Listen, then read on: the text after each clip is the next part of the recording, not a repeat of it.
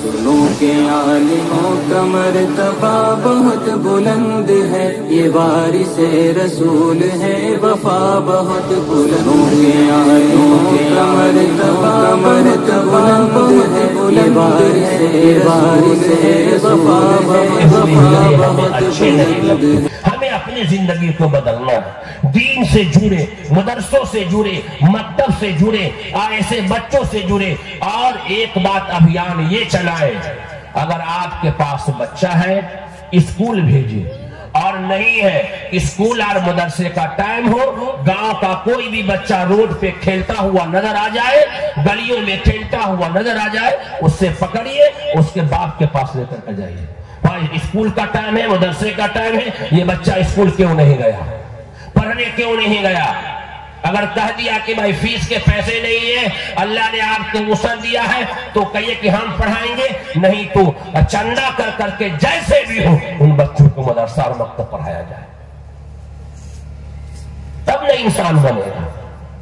सबसे ज्यादा हम लोग क्या करते हैं, मैट्रिक पढ़ा करके मुसलमान अपने बच्चों को छोड़ देता है। मैट्रिक कर लिया बस हो गया, दिल्ली बम में चला गया। क्यों भाई? काम आएगी सर्टिफिकेट, नहीं, इसके लिए नहीं। हमें और भी आगे बढ़ना है, हमें और भी आगे बढ़ना है, और भी आगे बढ़ना है। ये हुफाज़े किराम को आप देख लीजिए, हाफिज कुरान बन गए हैं। ऐसी ऐसी स्कूल और कॉलेज सामने आई है कि जो बच्चा हाफिज बन गया, अगर वो डॉक्टरी करना चाहता है, मैट्रिक करना चाहता है, IAS बनना चाहता है, फ्री में है, फ्री में। शाहीन एकेडमी, शाहीन बीदर, जिसकी शाखें पूरे इंडिया में चल रही है। ये बच्चे हाफिज कुरान है, मेडिकल करना चाह रहा है, ये शाहीन मेडिकल में जाएगा, अपना इम्तिहान देगा, इम्तिहान में पास होगा, सिलेक्शन होगा, फ्री में इसको जो है मैट्रिक कराया जाएगा, +1 +2 कराया जाएगा, और फिर मैट्रिक के बाद जो है जो इसको लेना हो आगे के लिए इसकी तैयारी फ्री में कराई जाएगी। ये कुरान की बरकत न है। क्यों लोग कहते हाफिज बच्चा को लो? क्यों? कि जो बच्चा 10 साल से 15 साल की उम्र में इतनी मोटी बुक कुरान को पढ़ करके सीने में याद कर लेता है, उसका माइंड कितना तेज होगा। और यही बच्चा हाफिज कुरान जब डॉक्टर बनेगा, अगर कोई गरीब अगर गया और तड़पता हुआ गया और डॉक्टर ने देखा था, डॉक्टर साहब पैसे नहीं है, गरीब हूं, दिल में उतर गई बात, बस जा भाई फलानी जगह इसका जांच होगा, जांच का 50% डॉक्टर का होता है, वो जो है कम कर दिया। 50% तो मिल गया, दवा लिखता है डॉक्टर, वहां पे 40% जो है पैसा डॉक्टर का होता है, वो कम कर दिया। कितने हो गए? 90% कम हो गए। का हमदर्दी आई क्यों? ये पढ़ा लिखा है, और ये पढ़ा था मदरसे में, और ये इसको पढ़ाया गया था, तुम जमीन वालों पे रहम करो, आसमान वाला तुम पे रहम करेगा। जब यही बच्चा हाफिज कुरान बन करके डॉक्टर IAS बन करके सामने खड़ा होगा, तो यही गरीबों का हमदर्द बनेगा, यतीमों का सहारा बनेगा, बेसहारों का सहारा बनेगा, यही बनेगा। ये क्यों? इंसानियत का पाठ पढ़ाया गया था इसे। हमें बदलना है, हमें बदलना है। उम्मत के नौनिहालों का मिजाज बिन तराशे हुए हीरे हमें अच्छे नहीं लगते।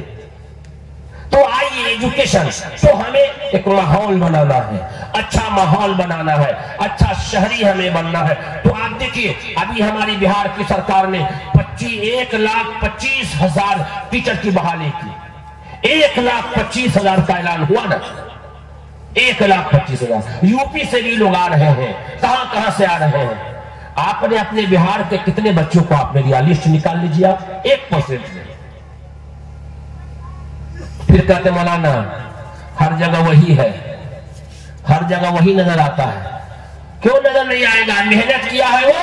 सुबह 4 बजे हमारे समाज का बच्चा, हिंदू समाज का बच्चा सुबह 4 बजे जो है चड्डी और जो है गंजी पहन करके रोड पे दौड़ता रहता है। क्यों? हमें आगे बढ़ना है, तो वो दौड़ता है और अपनी जो कुव्वत को बनाता है और दौड़ने की प्रैक्टिस करता है। हम जब सफर करते हैं तो रास्ते में देखते हैं, और हमारे समाज का बच्चा, बाप भी सोया हुआ है और बेटा भी सोया है। सुबह कब हो रही है? 9 बजे साहब। जो मेहनत करेगा वही पाएगा। इन बच्चों को 3:30 बजे उठा दिया जाता है, 3:30 बजे। जब पूरी दुनिया नरम नरम बिस्तर पर सोई रहती है, तो यह हाफिज कुरान को इनका उस्ताद छड़ी से या पानी मार करके ठंडी में उठो और ये उठ करके पढ़ता रहता है। सफलता पा गया इसमें। आप भी कामयाब होना चाहते तो वही जिंदगी आनी पड़ेगी, आपको जिंदगी बदलनी पड़ेगी। हमें बदलना है, हमें बदलना होगा। तो हमें एजुकेशन लेने की जरूरत है, हर एजुकेशन को हमें पढ़ने की जरूरत है और पढ़ करके उसमें से जो अच्छी चीजें हैं उसको फैलाने की जरूरत है। और ये चीजें होगी कब? कहा कि इंसान जब धार्मिक ग्रंथों को पढ़ेगा, नबी करीम सल्लल्लाहु अलैहि वसल्लम के तरीके को पढ़ेगा, नबी की सीरत को पढ़ेगा और अपनाएगा, तब जाकर के जिंदगी के अंदर इनकलाब आएगा, जिंदगी के अंदर उसकी जो है ना रोशनी आएगी, जिंदगी के अंदर जो है बरकत होगी और फिर अल्लाह उसे आगे बढ़ाएगा। अल्लाह कहता है अगर तुम हमसे मोहब्बत करना चाहते हो तो मेरे महबूब से मोहब्बत करो। तो हम सबका पैदा करने वाला ईश्वर एक, हमारा बाप आदि मानो एक, हमारा धर्म भी एक, हमारा कलमा भी एक, हमारा मुल्क भी एक, तो हम दुश्मन हो ही नहीं सकते। और हम सबका नबी भी एक। मोटी मोटी बात, जो नबी हमारे हैं वही नबी हमारे हिंदू भाई के हैं। अब कोई नबी आएगा? अब कोई नबी नहीं आएगा, आखिरी नबी आ चुके हैं। और हमारे हिंदू भाई की पुस्तक में भी है वेदाहमदम पुरुषम महात्मा वरनातम सहा परस्तात। अहमद ईश्वर का ज्ञान रखने वाला, ईश्वर की बात को मानने वाला, ईश्वर की बात सबसे ज्यादा लोगों तक पहुंचाने वाला सबसे महान व्यक्ति इंसान है। रोशन सूरज की तरह अंधेरों को खत्म करने वाले हैं। उपासक को उस पर आस्था लाए बगैर निजात नहीं मिल सकती। असली हिंदू होने के लिए मोहम्मद साहब पर ईमान लाना, आस्था लाना जरूरी है। ये हम नहीं कहते हैं, हमारे सनातन धर्मी की पुस्तक कहती है। उससे आपको पूछना पड़ेगा कि हर इंसान को, हर व्यक्ति को मोहम्मद साहब पर ईमान लाना जरूरी है, उस पर आस्था लाना जरूरी है। जब तक कि मोहम्मद पर आस्था नहीं लाएगा वो असली हिंदू हो ही नहीं सकता और वो असली मुसलमान हो ही नहीं सकता।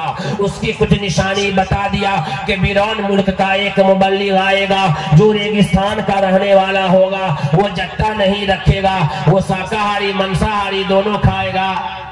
शाकाहारी मांसाहारी। अभी गए थे परसा जिला नेपाल में प्रोग्राम के बाद एक पंडित जी आए, बेचारे लाल रुमाल बांधे हुए, और कान में कहते हैं, कहा कि मौलाना मोहम्मद साहब सिर्फ शाकाहारी थे। हमने कहा आपने देखा था जाकर के मोहम्मद साहब को कि उनके जब खाना खा रहे थे तो आपने उसको देखा था कि शाकाहारी खा रहे थे या मांसाहारी खा रहे थे? तो कहा हमारे पंडित जी बताते हैं। हमने कहा पंडित जी भी जाकर के देखे थे, क्या कोई ग्रंथ में लिखा हुआ है क्या?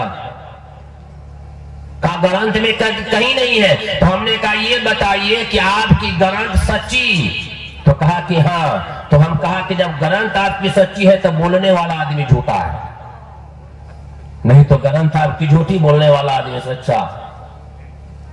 बताइए कैसे होगा? हम का जो आप समझिए, यहाँ तो बताया गया है यो मा जमनादिम चवत्तरो का महेश्वरम शंभुधि व्याकारुत सत्यांत प्रजापति है श्रद्धा मनुतु के बिरौन मुल्क का एक मुबल्लिग आएगा जो रेगिस्तान का रहने वाला होगा। वो जट्टा नहीं रखेगा, वो शाकाहारी मांसाहारी दोनों खाएगा, वो ऊंची आवाज में भाषण देगा, यानी कलमे को बुलंद करेगा। उसे 10 माले दिए जाएंगे जिससे अशरा मुबशरा है, उसके अपने भी उनके दुश्मन हो जाएंगे। और जिसका नाम मोहम्मद होगा और जिसका नाम मोहम्मद होगा और उसका एक नाम नराशंस होगा। नर के माने मर्द के हैं, शश के माने संस्कृत में तारीफ के होते हैं। उसका एक नाम नराशंस होगा, जिसकी तारीफ हुई है और जिसकी तारीफ हो रही है और जिसकी तारीफ परले तक होगी, यानी कयामत तक होगी। अजान को कोई नहीं रोक सकता, भले माइक हटा दिया जाए लेकिन कलमा नहीं हटा सकता। मुहम्मदुर रसूलुल्लाह जब तक कि आजान में नहीं कहा जाएगा, आजान मुकम्मल नहीं होगी। नमाज भले हमको ना पढ़ने दिया जाए लेकिन घर में पढ़ेंगे, और जब तक के नमाज में जो है तहियात के बाद दुरूद नहीं पढ़ेंगे, नमाज मुकम्मल नहीं होगी। जिसकी तारीफ हुई है और जिसकी तारीफ हो रही है और जिसकी तारीफ कयामत तक होगी, उसका नाम नराशंस होगा। और 1450 साल हो गए, पूरी दुनिया को उठा करके देखिए, किसी बाप ने, किसी माँ ने अपने बेटे का नाम नराशंस नहीं रखा। ये मोहम्मद रसूलुल्लाह सल्लल्लाहु अलैहि वसल्लम की शान है और आपका एजाज है कि उसका नाम एक नाम नरासन से रखा।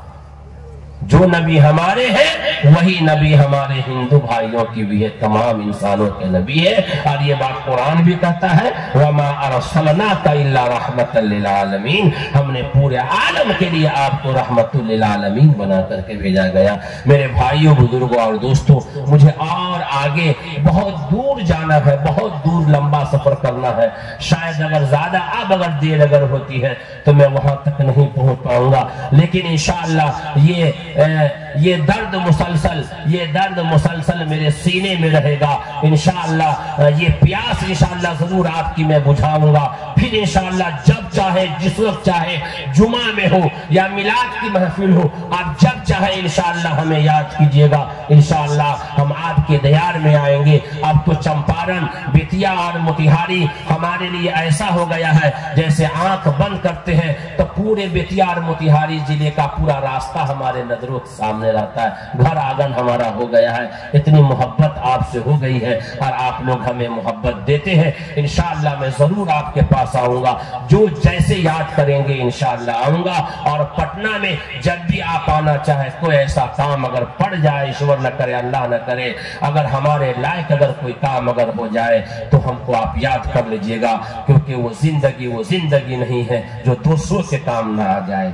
तो आप जरूर हमें याद कीजिएगा, चाहे बच्चे के पढ़ने का हो या पढ़ाने का हो या एडमिशन का हो, जो भी हो आप जरूर आइएगा। हमारा भी एक स्कूल पटना में चलता है, अल फलाह इंग्लिश सर्विस स्कूल, जो 7 साल में हम मुस्लिम बच्चे और बच्चियों को CBSE बोर्ड पढ़ा करके मैट्रिक कराते हैं और साथ में आलिम भी बना देते हैं दोनों 7 साल के अंदर में।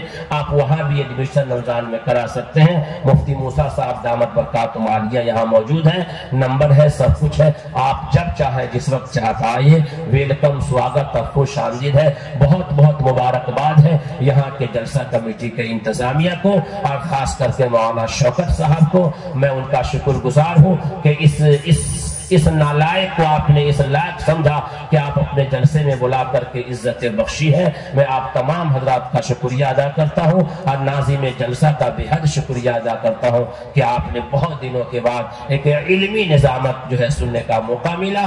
अल्लाह पाक से दुआ है कि अल्लाह पाक हमें और आपको सही दीन समझने की, उस पर अमल करने की तौफीक अता फरमा दे। व आखिर दावाना अनिल हम्दुलिल्लाहि रब्बिल आलमीन।